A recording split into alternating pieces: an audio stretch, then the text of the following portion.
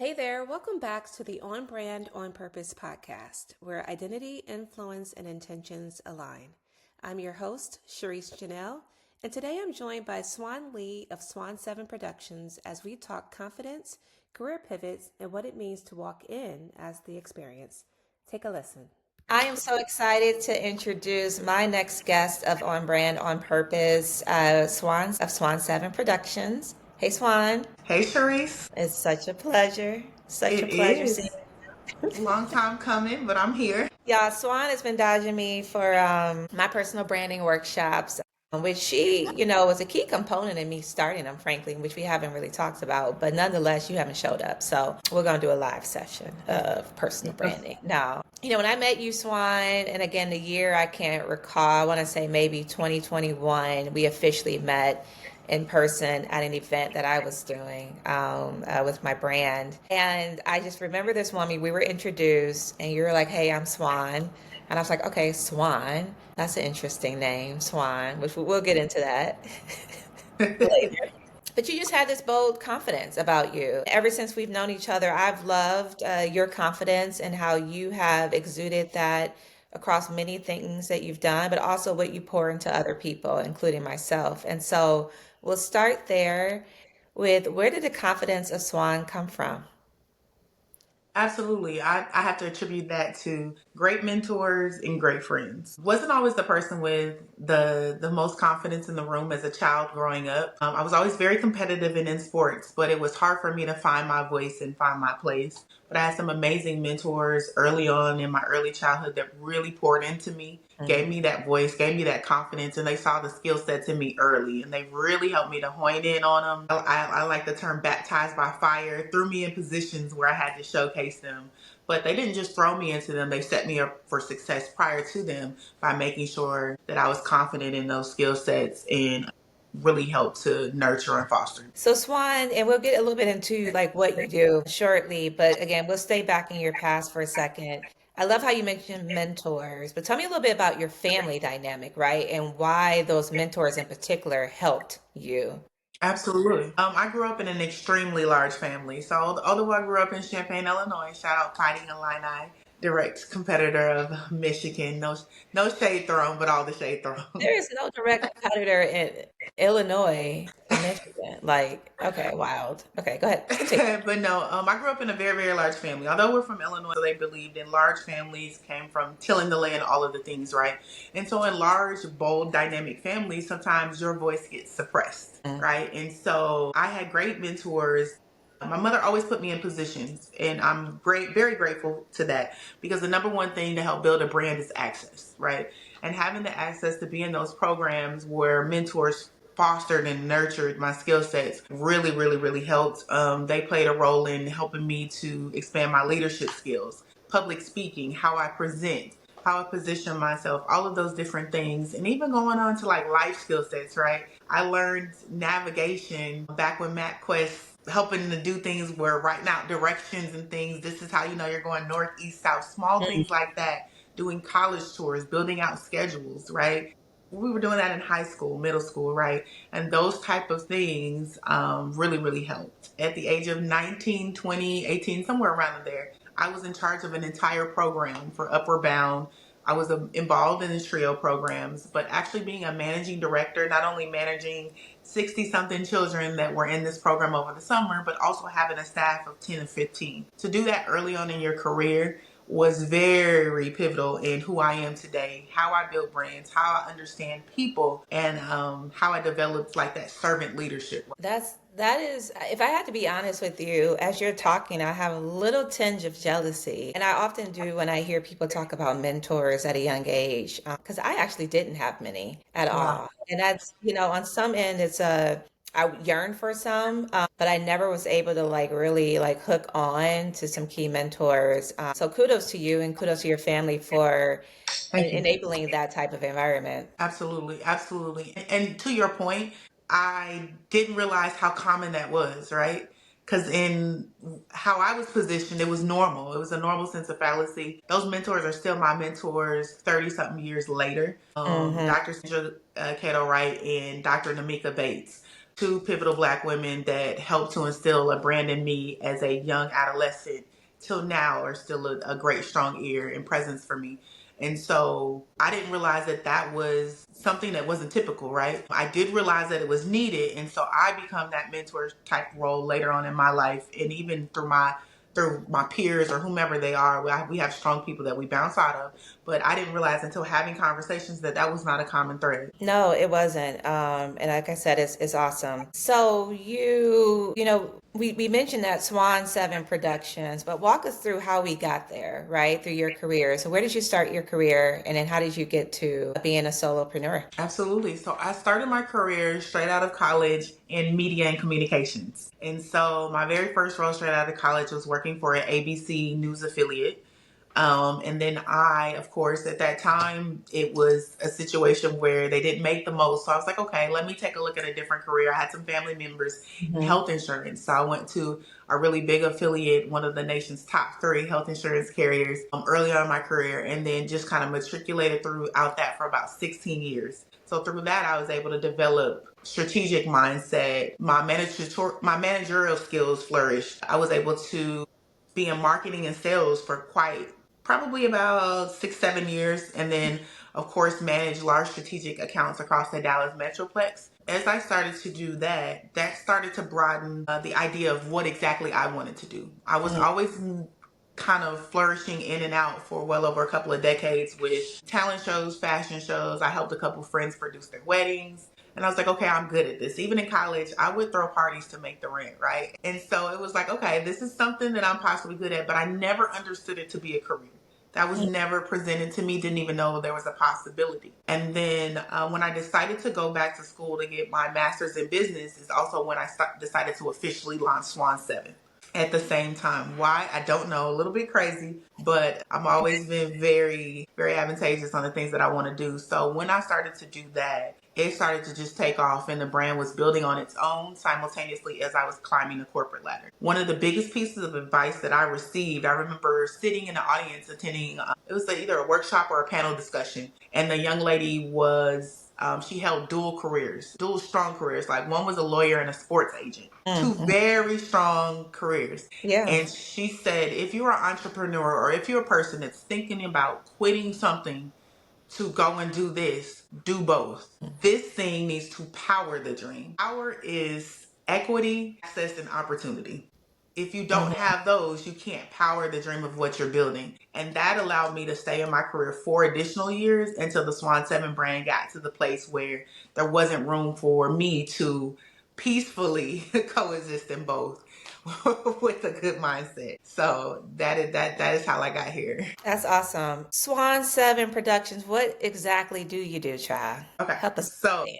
For those that don't know in Dallas, tell us what you do. So we are a full scope planning, production, and design agency. So we work with whether it's personal brands, corporate brands, organizations, nonprofits. We work with them to cultivate their experiences. So that can be in person, virtual, branding, or design. And then we have our sister company, which is Swan 7 Entertainment, which primarily focuses on the entertainment realm. So whether that is artists, labels, things of that nature, we work to help propel their career. So whatever that means to them in that moment, it could be their showcases, it could be their concerts, it could be managing branding advice, all of that. So we do a little bit of everything. We touch it all. So you have this confident woman named Swan Lee who did insurance for 16 years. How the heck do you pivot? Like, tell me a little bit more. I mean, less of the like practical tools, whatever, but like your personal brand. Like, how do you think your personal brand helped carry you into a full scale production company? Absolutely. I've always been a trustworthy person, and I've always only been a person that I do what I say. So if I say I'm going to do something, if I say I'm going to deliver, if I promise something, if I need to be somewhere, then I try my wholehearted best to make sure that that occurs. And I think that helped with the pivot, right? Because you're only as big as your community. So building those relationships help the most. Most of the time, it's relationship building, being trustworthy, being a good person, being able to provide some type of value to someone else, even in your conversation or in your interactions, help me to be able to pivot and be able to pivot honestly quickly. It takes a long time to grow a brand. It really can, and it could take a long time to get into certain doors and certain avenues that you want to. And so the biggest piece of advice that I can give anyone is literally be kind, be seen, and be a person of your word. Yeah, I think a word I'll also throw in there that you didn't say, but you kind of said it was just that consistency, and Absolutely. oftentimes when we think about other brands, right? Like you said, building a brand takes time, and usually that time is you like doing that repetitive level of trustworthiness activity, right? Like just consistently showing up. That is how the brand is built over time for the long haul, not Absolutely. just that short burst, right? And I do find that most people don't think about personal brand building to start, but even for those who are building brands and businesses, it's very short-sighted oftentimes. It's thinking about like in the moment versus that long game. And what I see from you or I heard from you is strategy that Absolutely. you've kind of embedded into how you show up. And one of those things, you strategically show up with your fashion game, child. It's the You know, brand. brand, but I again, I want to just like again, most event producers I've seen, and I've been a part of many events as a corporate sponsor, but then also as an attendee. And usually that event producer is an all black, Mhm. head set on, ripping and running. You know what I'm saying? And there's a level of respect. Ain't nothing wrong with that, right? It's just like, Absolutely. okay, that's the person that's running point. You can always point that out. But when Swan Absolutely. show up, you monochromatic, Swan, remind me your height, 6'1", 6 foot. 6 foot. 6 foot 6'1", 6'1", arguably. with the heels on, the kitten heel on.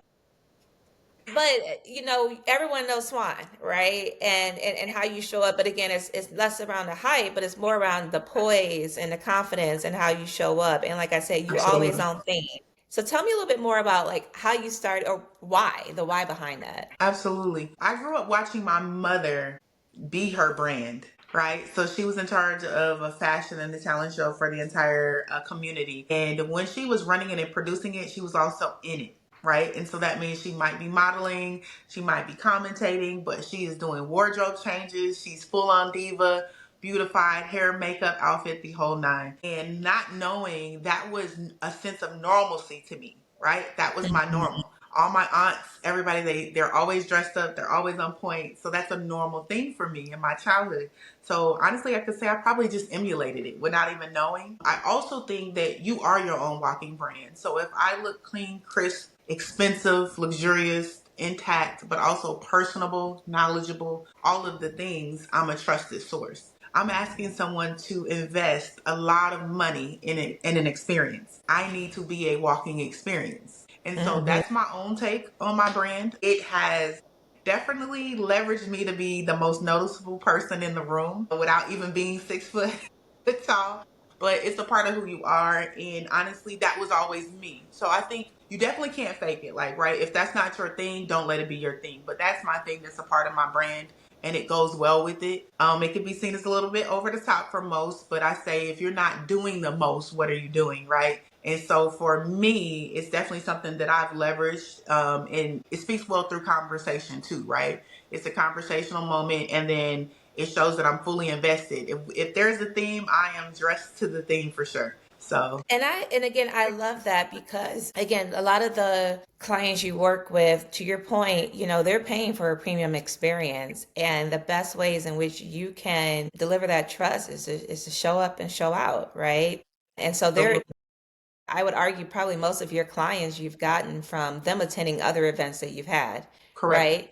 And so like you are the brand, you are the referral, if you will, right? By you showing correct, up, not hiding. And again, to your point, it's not for everybody, but for the brand business that you wanted to create and you are building, like that is important to you. I would be absolutely. curious, what's your wardrobe budget, child? Because It I is be out. I know my budget just, but I'm We like, might neck and neck. Listen, I might be a little bit even more outrageous because the wardrobe budget also goes with hair and makeup. I know, I Most know. of the time, I'm great friends with my MUA and my hairstylist, right? Because they see me a lot, and we're Mhm. invested in each other, and we're building each other's brands, and we're also cross promoting. And so I think that that's a big thing too for me. My brand can only stand by the people who stand behind me, whether it's And my team isn't just my physical team on the Swan 7 Productions team. It's also hair, wardrobe, all of those things because they play a part into who I am. They're oftentimes my first conversation at the start of the day.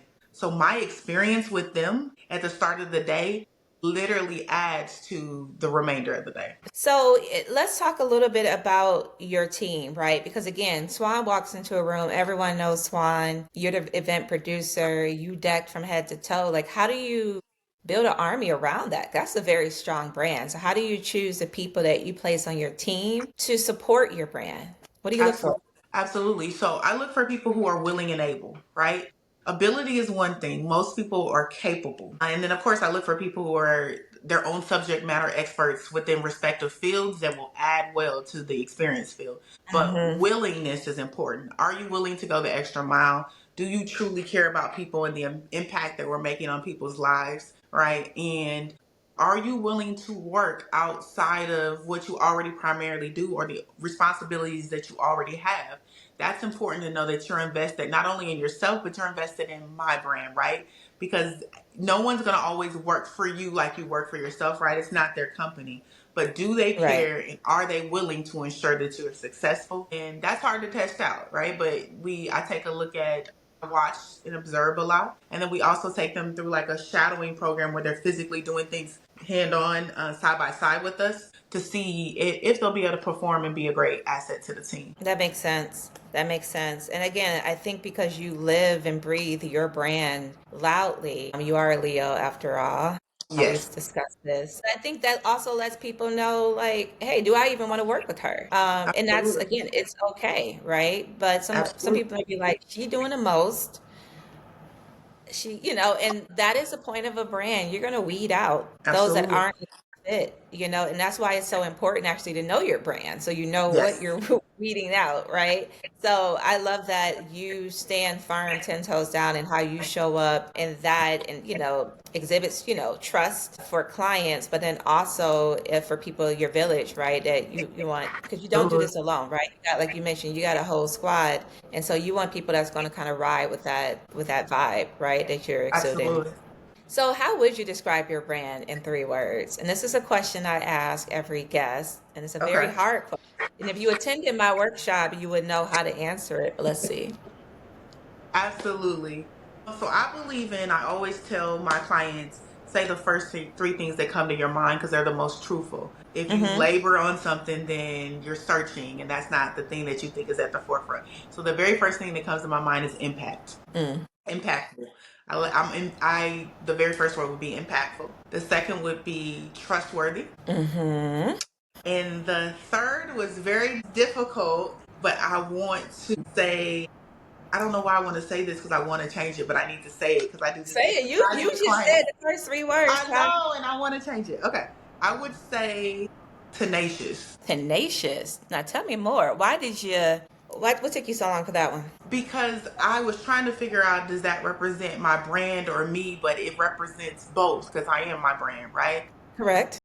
And I think I have a level of tenacity that's like bend but don't break. And I think that's allowed me to pivot. I think that's allowed me to be such a strong person. I think that's allowed me to be strategic, to not give up, to find the solution, to chase the dream, to love again, all the things that make me me. And Mm-hmm. so, but I wanted to change that, right? And so I got to search a little deeper of why I wanted to change that. But yeah, that's what I would say.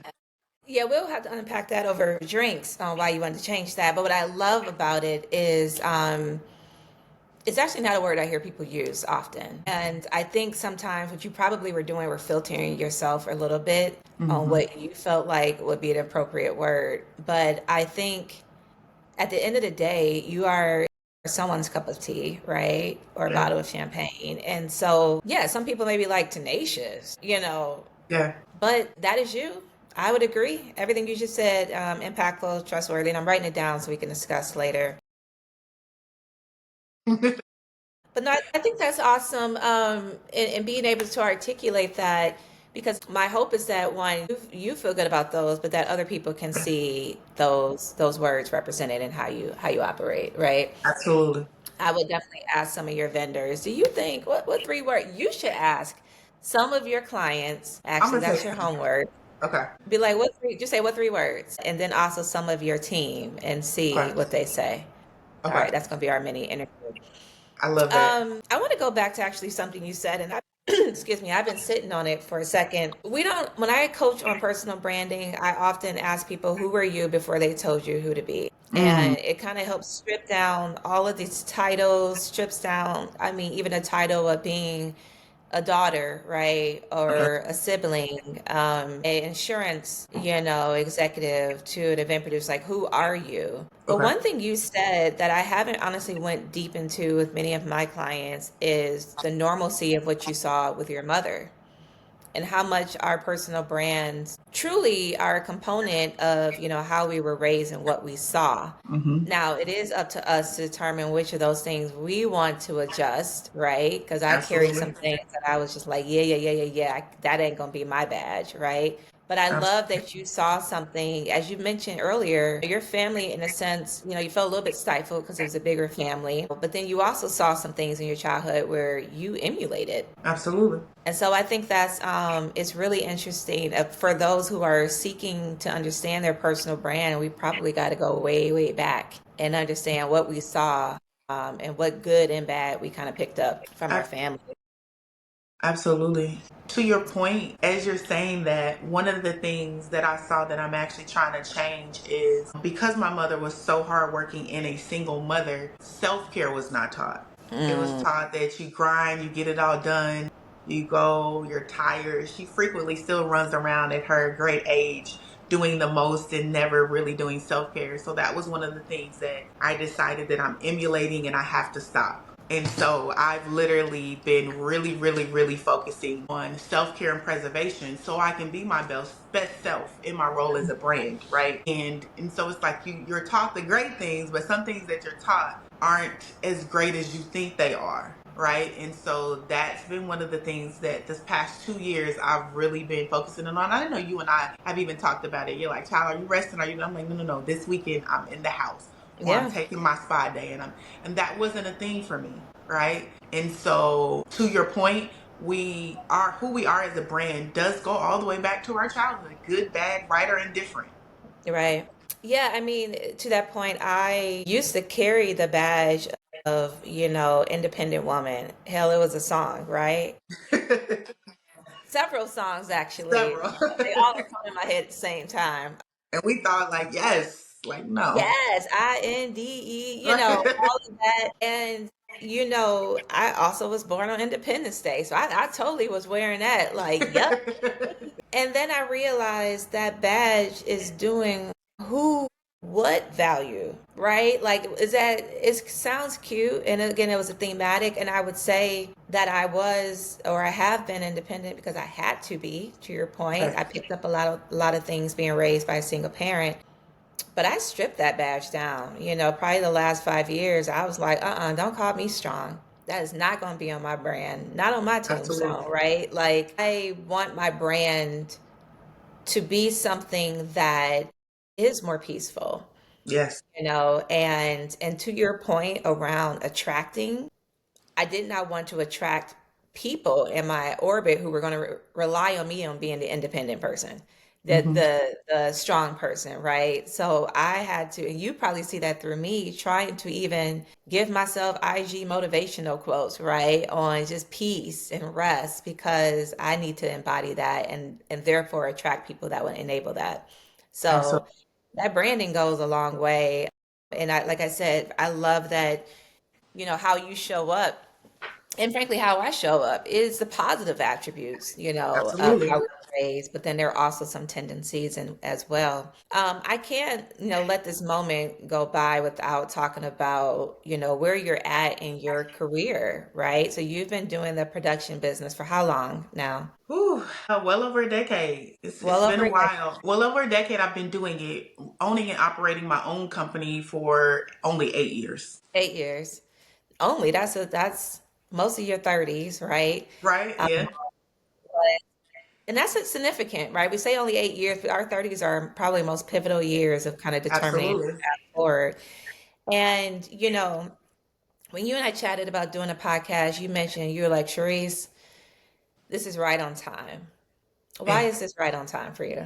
Because it's time to think about repositioning where I am with my brand. I like to say that. A lot of people say rebranding, and I like to say positioning it differently, right? Because I think the brand is strong. I think the values, the morals, all the things are there, right? Aligned. But my personal brand needs to be repositioned at the forefront and not just my business brand. And so I have some great friends like yourself and others who are on me like, what is your personal brand speaking? How are you leveraging your personal brand with what you want to do next? Are you showing that? Are you monopolizing that? Are you all of the things, right?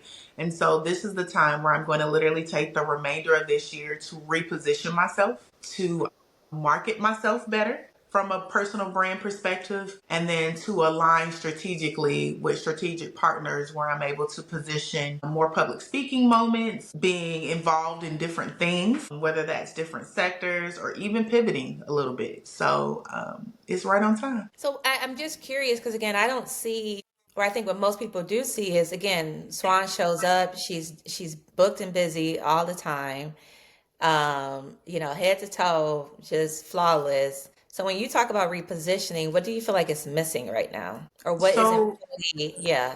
So, for instance, people don't know that I do have a bachelor's in communications and I do public speaking.